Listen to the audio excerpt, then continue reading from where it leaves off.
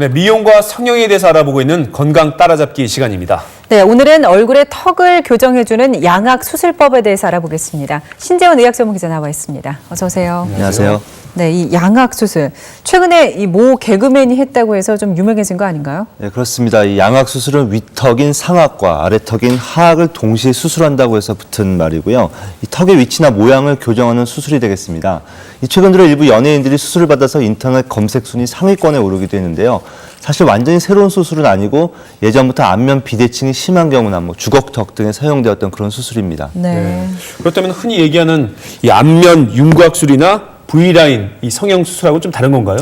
네, 흔히 말하는 V라인 성형 수술은 주로 아래턱인 하악의 너비를 좁혀주는 그런 개념이라고 생각하시면 되고요. 안면 윤곽술은 좀 더 넓은 개념인데 얼굴의 뼈를 손대는 경우는 모두 안면 윤곽의 범위에 들어간다고 보시면 되겠습니다.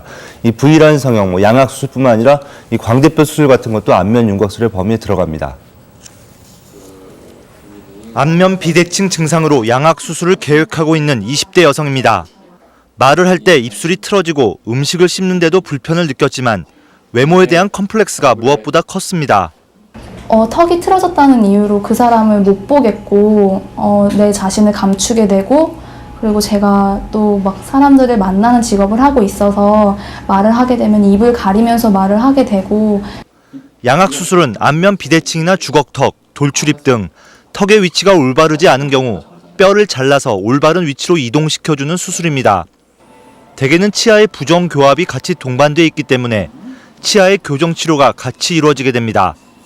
우리가 수술로서 해줄 수 있는 거는 턱의 변형을 고칠 수 있지만 그 치아의 변형 자체는 우리가 고칠 수 없기 때문에 그걸 교정 치료를 통해서 그 알맞게 고쳐진 턱의 관계에 맞게 치아들을 재배열함으로써 정상적인 기능을 할 수 있게끔. 예전에는 1년 반 정도의 교정 치료 후에 수술을 하는 선교정 후 수술 방식이 주를 이뤘지만 최근에는 수술을 먼저 하고 교정 치료를 나중에 하는 선수술 후 교정 방식이 나와 각광을 받고 있습니다. 선수술 방식은 치료 기간이 6개월 이상 단축될 뿐만 아니라 외모의 개선이 즉시 이루어진다는 장점이 있습니다. 최근에는 선 교정 기간이 없기 때문에 수술을 바로 하고 평균 10개월 정도의 교정 기간만 거치면 1년 안에 모든 치료를 마칠 수 있게 되었습니다. 네, 저런 경우에는 양악 수술이 필요할 것 같은데 꼭 필요한 경우가 뭐 따로 있나요? 네, 양악 수술은 보통의 성형 수술과는 좀 다른 면이 있는데요. 이 안면 비대칭이나 주걱턱을 가진 사람은 부정교합으로 인해서 음식을 씹는 기능이 떨어지는 경우가 많고요.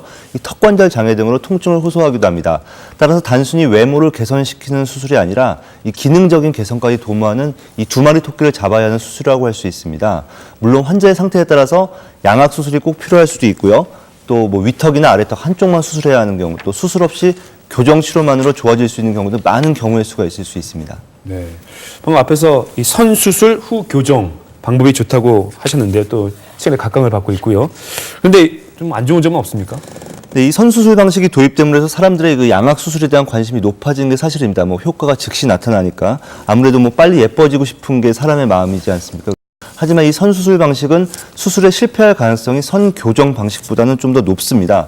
왜냐하면 뼈는 잘라내서 좋은 배열을 맞췄는데 이 치아의 배열이 잘못될 수 있기 때문입니다. 네. 이 최근에는 3D CT가 도입이 돼서 미리 치아 배열에 대한 시뮬레이션을 해보기 때문에 비교적 정확하게 예측을 할 수 있지만 완벽하다고 볼 수는 없습니다.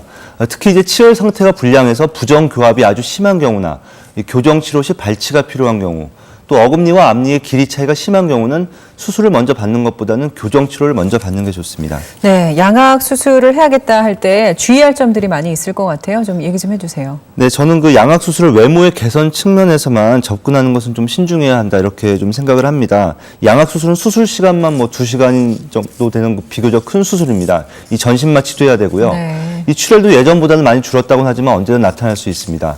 흔하지는 않지만 안면신경 마비나 뼈가 붙지 않는 부정 유압도 있을 수 있고요. 축농증이 심해지는 경우도 있을 수 있거든요. 일단 수술을 결정하면 저는 마취과 전문의가 있는 병원이 좋다고 봅니다. 이 응급 상황이 생겼을 때 마취과 의사들이 대처를 잘 하는 편이거든요. 이 또 얼굴의 성장은 20세가 넘어야 끝나기 때문에 네. 10대에는 양악 수술을 고려하지 않는 게 좋습니다. 그렇군요. 네. 이 양악 수술 정말 신중하게 결정을 해야 되겠군요. 네. 네. 말씀 잘 들었습니다.